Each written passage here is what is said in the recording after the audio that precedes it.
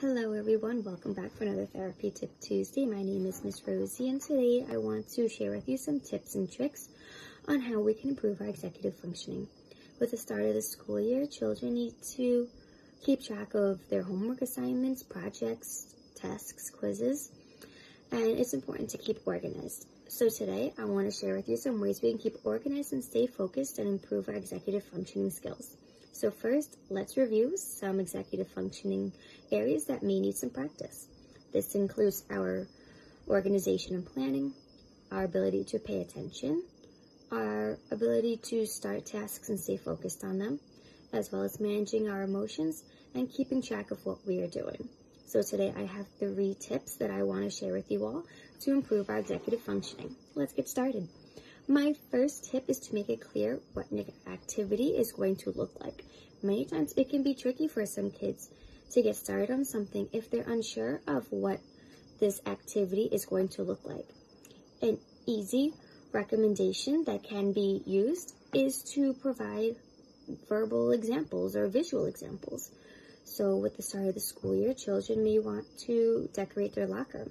Parents can ask, well, how do you want to decorate your locker? What are you going to need? And if they have some difficulty thinking of where they should even start, parents can provide them with some examples like, do you want a mirror in your locker? Would you want magnets to put pictures up? Or would you want a shelf so you can organize your binders and books accordingly? These are just some examples.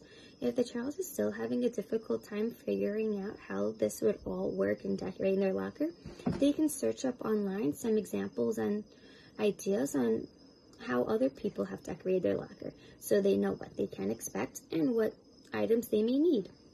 So, my next tip is to think through our ideas and our problems. Parents can show how problems should be thought through and analyzed. Parents can ask their child to think of 3 different outcomes for a task. For example, if a family's having a family game night and they can't figure out where the game that they're going to use for the game night is, they can have their child think of, well, what should we do in this situation?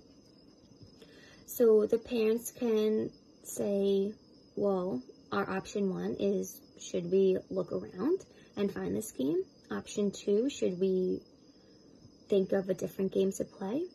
Or option 3, should we talk to each other and see if anybody else has an idea of where this game could be? Also, parents can ask children to infer of what they should be doing in this situation. Should you think that your mom's going to get mad? Do you think your sister's going to find it first? Or do you think that you're not even going to find the game? What are your recommendations? So, in this time, parents can ask their child to predict on what people are going to think, how people are going to react in a situation that has been changed. My next and final tip for today is to make sure we always have a backup plan, or think of what our backup plan should be. An effective strategy to use for this can be used in any situation, used in everyday situations, because many times we're going to need a backup plan for our original plan. Parents should first start off by talking with children about what their plans are and what they're going to be doing that day. For example, if a parent says, well, let's play on the iPad, then discuss what their backup plan is going to be. In case the iPad is out of battery, in case the iPad can't be found, what should they do in response?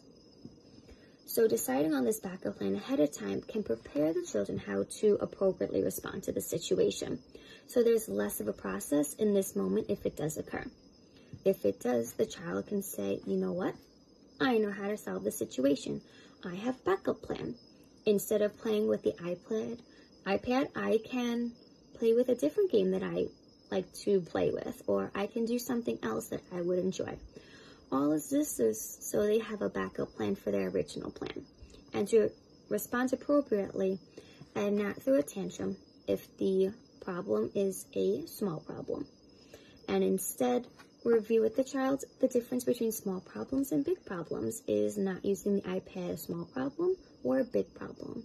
Is forgetting your homework a big problem or a small problem? Okay, those are my 3 tips and tricks for executive functioning. I hope you all have a good rest of your day. Bye-bye.